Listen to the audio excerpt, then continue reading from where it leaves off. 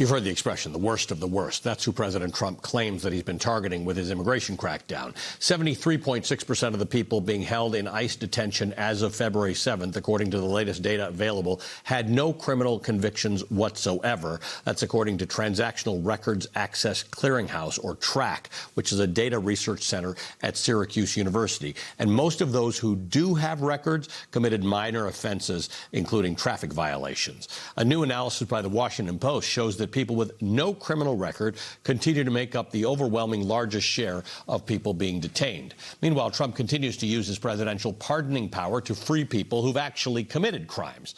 An investigation by the New York Times found the president granted clemency to more than 70 individuals convicted of fraud, most of them allies, donors, or people who've done him favors. Trump has also pardoned individuals convicted of major drug trafficking and large-scale criminal enterprises. For example, let's take Juan Orlando Hernandez, the former president of Honduras, who was convicted for helping to traffic hundreds of tons of cocaine into the United States, yet Trump pardoned him. Ross Ulbricht was serving a life sentence for running the Silk Road Marketplace and facilitating the sale of illegal drugs online. Pardoned. Joseph Schwartz was convicted of tax fraud and was accused of overseeing medical facilities where patients allegedly died due to negligence. Pardoned. These are just a few examples. In many cases, these pardons also erased the requirement to pay restitution to victims. Then there are the Trump supporters who stormed the U.S. Capitol on January 6, 2021, in an attempt to overturn an election that Donald Trump lost.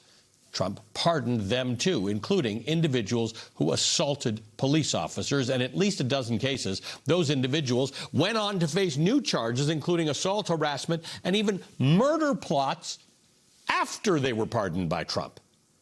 Critics say this is part of a broader pattern. Congresswoman Madeleine Dean and Norm Ornstein at the American Enterprise Institute write, quote, Mr. Trump has spent the last 14 months perverting the presidential pardon in every way imaginable to line his pockets, reward and protect those who commit or might commit crimes on his behalf, and assuage his fragile ego, end quote. For more on this, I'm joined by the Democratic Congresswoman Madeleine Dean of Pennsylvania. She serves on the House Appropriations and Foreign Affairs Committees, and she was an impeachment manager for President Trump's second impeachment. Also joining us, Norm Ornstein, Senior Fellow Emeritus at the American Enterprise Institute and a contributing editor at The Atlantic, both friends of the show.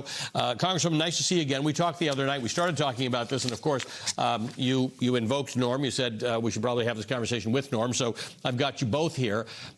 There's two stories that are dovetailing. There is the fact that, contrary to what the administration says, most of the people getting swept up in immigration raids are not criminals in any fashion. And then there's this issue of the fact that a whole bunch of criminals are getting pardoned by Donald Trump. Tell me your take on this. Well, I want to say how lucky I feel to be with you, Ali, and Norm on this Easter and Passover celebration. I feel very fortunate to be able to have a conversation with you both.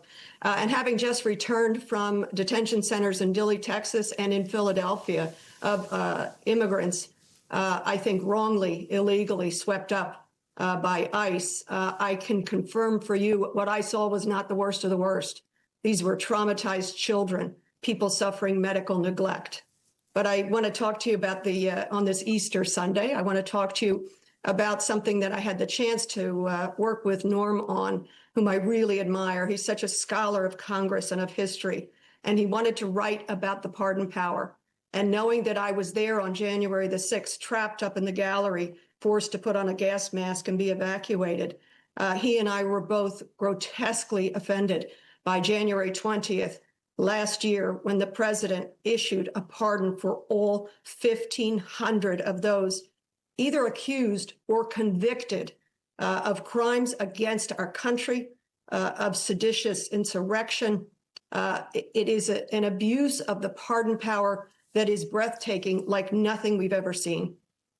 And Norm, it is interesting because the pardon power is sort of the last step here. There are a lot of things Donald Trump could have done, because as the Congresswoman said, some of these people had not gone, were not through their trials. He could have soft-pedaled the way he does with the Department of Justice. But no, he wanted to make a real statement that all the January 6 people get pardoned and everybody else gets arrested for some immigration matter. They're apparently the worst of the worst, and they're not. And, you know, Trump had said before all of this that he would look at each individual case and, of course, would not pardon those who had acted in a violent fashion. And then he went ahead and pardoned everybody, including those, as Madeleine said, who had absolutely assaulted and in some instances contributed to the deaths of police officers. And along with that, those convicted of seditious conspiracy, many of whom, by the way, now are probably part of ICE in the carrying out of other activities by this administration. And, you know, that was the beginning of it, though. And some of those that you put up on the screen, and there are so many more, many done because their families or they themselves gave millions of dollars to Trump through fundraisers, through his political action committees, or in other fashions. Others because high-priced lobbyists, who are all allies of the president, got a lot of money and managed to get their criminals off in this fashion, some of whom had begun jail sentences already. And you alluded to this, Ali, but I think it's also important to remember it's not just about these individuals. There are millions of people involving over $1 billion who were defrauded or deprived of what they were owed, and they're all getting nothing because Donald Trump didn't pardon these people. He let them off not having to pay back their victims. And we've never seen anything like this, even though we've seen abuses of the pardon power before by other presidents. As Madeleine and I pointed out, it's more like the equivalent of jaywalking compared to what is now mass murder. Yeah, in fact, I want to quote from the article, Congresswoman, where you two have written, previous presidents have abused the pardon power, but compared to Trump, they were on the level of jaywalking on Fifth Avenue compared with murder. We, the people, need a constitutional amendment. Now, I think a lot of my viewers would agree with you sentimentally, but boy, constitutional amendments are a high bar these days. Is there something between now and a constitutional amendment that can prevent this remarkable abuse of power?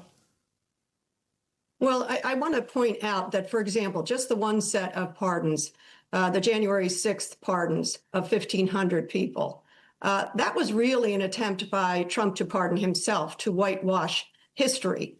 And I think what Norm and I are trying to set out here is, you bet, it's a high bar to get a constitutional amendment. But there are so many things that we are going to have to do as a Congress and as a country to rewrite this American experiment after what the framers could not have imagined. One president with zero integrity and unimpeded by the impeachment clause of the Constitution. Yeah. Because as we saw in the second impeachment, first impeachment too, but the second impeachment so markedly, the Republican Party just cowered to him and took away the threat of impeachment so long as there is a Republican majority. I'm going to be a part of whatever I can do to rewrite some of the guardrails and put them back up following the wrecking ball of this. Can I make one other point? Yes. I'm very interested in the pardon power because pardons are supposed to be about grace, about offering mercy, not doing favors to line your pockets because mom came to $1 million dinner at Mar-a-Lago, so we'll let your son off the hook and leave his victims with nothing. The pardons of the two drug lords at the same time as the president was seizing Maduro, apparently because of all of the drug trafficking. You know, Shakespeare had it right. The quality of mercy is not strained. It droppeth as the gentle rain upon the place beneath. And what it does is it is the best of times when mercy seasons justice. What this president is doing is nothing to do with mercy, nothing to do with justice. It is entirely about corruption, as Norm points out so well in the article. I appreciate that the two of you got together to do this. You're both great friends of our show. To see your work together was brought a smile to my face. I appreciate that. And again, I'm sorry you point out it's a holy week with Passover and Easter, and I've sworn now twice on this show because I've had to tell our viewers what the President of the United States posted on his social media. So apologies, and I hope you enjoy the rest of your weekend. Thanks to both of you.